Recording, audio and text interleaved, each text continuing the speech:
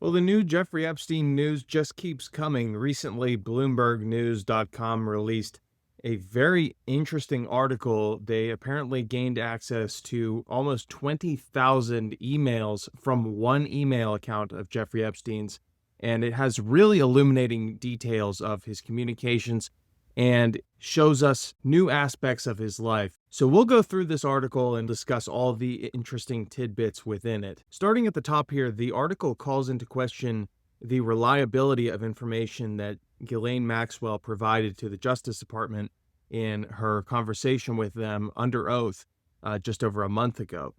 If you recall from the news coverage at that time, Ghislaine Maxwell seriously downplayed the extent of her relationship to Jeffrey Epstein. However, these emails tell a completely different story. It says, quote, "The emails, part of a cache of more than 18,000 obtained by Bloomberg News, show that Maxwell and Epstein were closer in many respects than either publicly admitted.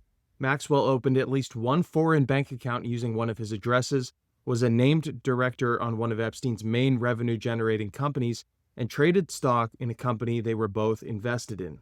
These emails are from between 2002 and 2022, but the main focus of the emails is between 2005 and 2008.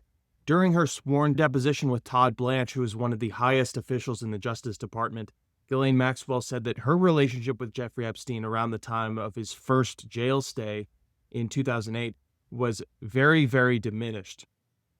However, this article says an analysis of the emails shows that the pair exchanged at least 203 messages in the first 6 months of that year at a rate of more than one a day. And then when Jeffrey Epstein was planning to go to jail, we have this email from her. It says, "I'm devastated. I can't even process. I know this does not help, so I'll stop now." And that was from June 24th, 2008. And you can see that JEEproject@yahoo.com, which is Jeffrey Epstein's personal email. Moving down, we have some background information about Ghislaine Maxwell's relationship with Jeffrey Epstein. She said that she was set up with him through a friend. It's not entirely clear if that's true or not because, as we've said, Ghislaine Maxwell is a demonstrated liar. She's not someone that can be trusted to provide truthful information. Even under oath, she actually had a charge against her that was ultimately dropped for perjury. So she's not a reliable narrator of her own life. However, these emails add some clarity to her responsibilities, which they talk about further down in the article. It says, Maxwell's job was to ensure that his environs ran smoothly. She hired the decorators, gardeners, and chefs to staff Epstein's homes and the builders and architects who worked on properties under construction. Now, given the news surrounding Donald Trump and his relationship with Jeffrey Epstein, Bloomberg was clearly looking for that when they were writing this article. However, it says that he was only mentioned in passing about 3 times. Quote, "One of the email's few references to Trump came on September 14th, 2006, 2 months after Jeffrey Epstein was charged in Florida with solicitation of prostitution. It includes a list of 51 politicians, business executives, and Wall Street power brokers. The list includes people who've previously been linked to Epstein, including Jimmy Kane, former chief executive of Bear Stearns, Jess Staley, who would later be named the CEO of Barclays. Jess Staley's really one of the most notorious characters that doesn't get talked about nearly enough in relation to Jeffrey Epstein, and Donald Trump.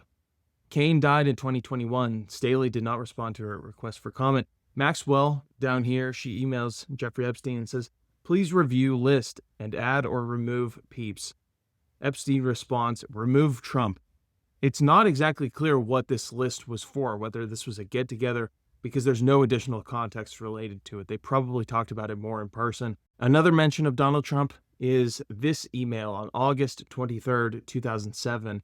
Ghislaine Maxwell says, "You have to assume they went to Donald Trump, then Gossman, the docs in WPB, Pashow, etc." For some context is, at the time, Jeffrey Epstein was, quote, "making an intense back-channel lobbying effort to get federal prosecutors to drop their case against him." This was in 2007. Gossman in that email would be the late healthcare magnate whose palatial property sold to Donald Trump for $41 million after a heated bidding war with Jeffrey Epstein. The docs in WPB that she's mentioning are documents in West Palm Beach, Florida, that rich neighborhood in Florida in which Jeffrey Epstein had a house and also Donald Trump's Mar-a-Lago is near. And Joel Paschow, I talked about in my previous video, wrote one of the most detestable, gross entries in Jeffrey Epstein's birthday book, and this article describes him as a Palm Beach Police and Fire Foundation board member who traveled on Jeffrey Epstein's private jet.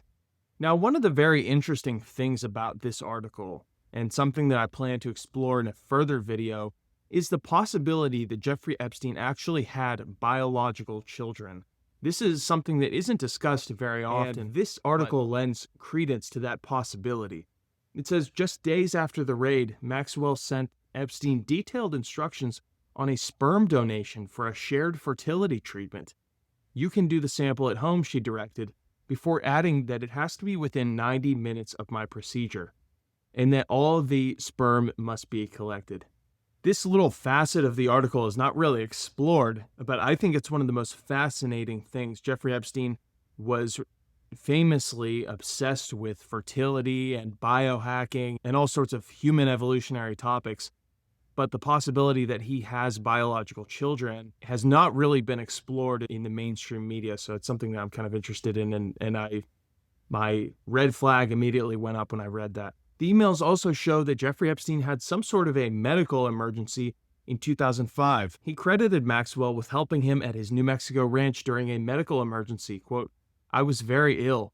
I almost fainted today. I needed oxygen. Ghislaine came to help, he wrote to an assistant. The article also has very interesting photos that show a new glimpse into Ghislaine Maxwell's life, like this one where she's dressed as Amelia Earhart, and it was sent from the set of the movie Amelia, which was recording in Dunnville, Ontario. Ghislaine Maxwell had some sort of tie to Hollywood, although I'm not exactly sure what it was. She was at an Oscars after party one time, and it was from this after party that she managed to get a photo with Elon Musk. And that photo has been, the article goes on describing those quote-unquote back-channel efforts. Quote, even after Epstein's state indictment, the emails suggest that Maxwell leveraged her own high society ties to try to help him expand his network of academics, politicians, actors, bankers, and heads of state. She told Epstein that she was passing on greetings from designer Tommy Hilfiger and Martha Stewart. And then here's another tie to Hollywood. It says, separately, she gushed about visiting the set of director James Cameron's Avatar and was photographed on the set of another movie, Amelia. Ghislaine Maxwell apparently knew the Google co-founder Sergey Brin and his girlfriend, who was named Ann Wojcicki. If that name sounds familiar, it's because her sister, Susan Wojcicki, was head of YouTube. However, Ann Wojcicki was the co-founder of 23andMe, which is sort of an ancestry DNA sequencing company. Ghislaine Maxwell says about her, be very nice to her, not stupid. She's interested in mapping DNA, etc. In an email to an assistant a few days later, Epstein wrote that he was on the island with Sergey Brin. Further down, we get a very interesting look into the spending habits of Jeffrey Epstein through a spreadsheet which was sent to him by an accountant, which details about $1.8 million in gifts and payments between 2003 and 2006. In this spreadsheet is a $71,000 Lexus purchased for Alan Dershowitz, who was one of Jeffrey Epstein's lawyers, an $11,000 Rolex watch, a $1,200 Thai massage class, there's a $47,000 Steinway piano sent to someone who is unknown. Down towards the bottom of the article, they also talk about some aspects of how Jeffrey Epstein used women to recruit other women and how he personally assessed the young women through his email. Quote, Nadia Marcinkova told Epstein she would send a photo of a Swedish woman she met. She says she can do Thai massage. She's not cute enough for anything else. 19. Epstein replied, the Swede doesn't look so fat. Quote, another woman, Natalia Malishev, sent Epstein at least 20 emails with first names and ages of women in the subject line. My new friend, 17, she wrote in one, attaching photographs of a girl described as a Russian model. In another email, Malishev forwarded Epstein a description of a young woman who could, quote, potentially be rewarded for recruiting others on a New York City college campus. This email reads, quote, she's 19 years old, Russian, from Odessa. Came here with parents when she was 1.5. Lives in Brooklyn. She's not a big girl, but a little curvy, 5'8", 130 pounds. Pretty face, long brown hair, hazel eyes.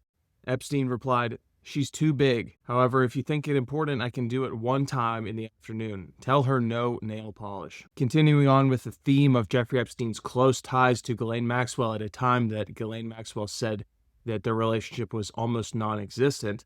Quote, in the days before Epstein signed the agreement, which is the non-prosecution agreement, that sweetheart deal I mentioned, he and Maxwell discussed another fertility procedure. By now, she was in a relationship with tech billionaire Ted Waite, so she's doing fertility treatments with another man while she's in a relationship with a billionaire. Ted Waite was the founder of Gateway Computers. During the Blanche interview in July, she pointed to that relationship, which she said stretched from 2003 to 2010 as evidence that she had separated from Epstein. Clearly, that was not the case. Ghislaine Maxwell emails Jeffrey Epstein, your cup plus instructions are in the Oval Room. The sample has to be dropped off at 10, and you have to fill out the forms. I would have filled them out for you, but I was not sure what you wanted to put on them. Let me know if you need/want me to do anything. As they were beginning to prepare for Jeffrey Epstein to go to jail, Ghislaine Maxwell started talking about how they would wind down their operations. For example, should they sell the Bentley? How about the Sikorsky helicopter? And who should be kept on staff? Those sorts of things. Now, towards the end of these emails in 2015, the tone apparently changes. Her emails seem to be less caring and more focused on vengeance towards Virginia Giuffre, who at that point was becoming a vocal, if not the most vocal, victim of Jeffrey Epstein.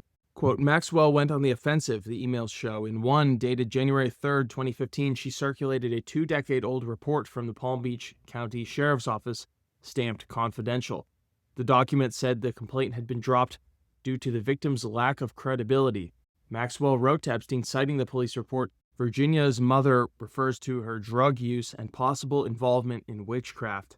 These were all means of damaging the credibility of a person who had sort of a troubled childhood, and these were many, many years after these events had happened. Ghislaine Maxwell becomes kind of panicked about her situation as it relates to Jeffrey Epstein.